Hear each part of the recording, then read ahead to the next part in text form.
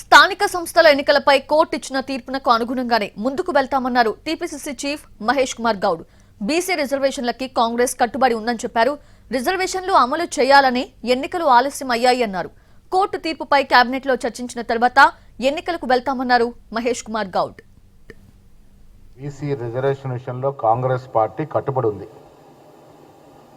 రాహుల్ గాంధీ గారి యొక్క ఆశయాన్ని పూరించే విధంగా ఈ రాష్ట్రంలో రేవంత్ రెడ్డి గారు కుల సర్వే చేయడంతో పాటు 42% రిజర్వేషన్ ఇచ్చున్నాం. 4 మాసాల క్రితం ఎన్నికలు జరగాల్సి ఉన్నప్పటికీ కూడా ఈ రిజర్వేషన్ ఇంప్లిమెంట్ చేసుకోవాలనే ఉద్దేశంతోనే ఎన్నికలకు ముందుకు జరపడం జరిగింది. చట్టం చేశాం, అసెంబ్లీలో 2 బిల్లు పాస్ చేశాం. శాస్త్రీయబద్ధంగా జరిగిన సర్వే ప్రకారం ఇవ్వచ్చు అనేది అఫీషియల్ డాక్యుమెంట్ ఎస్టాబ్లిష్ చేసి కేంద్రానికి పంపించాం.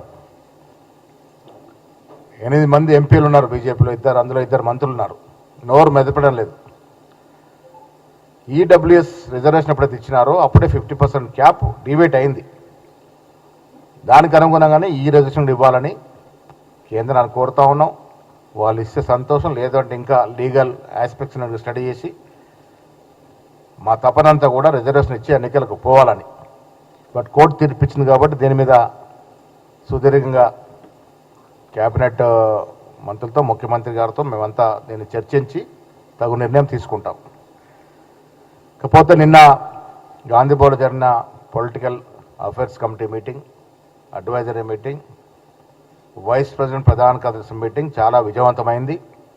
చాలా విషయాలు లోతుగా పిఎస్సిలో చర్చించడం జరిగింది.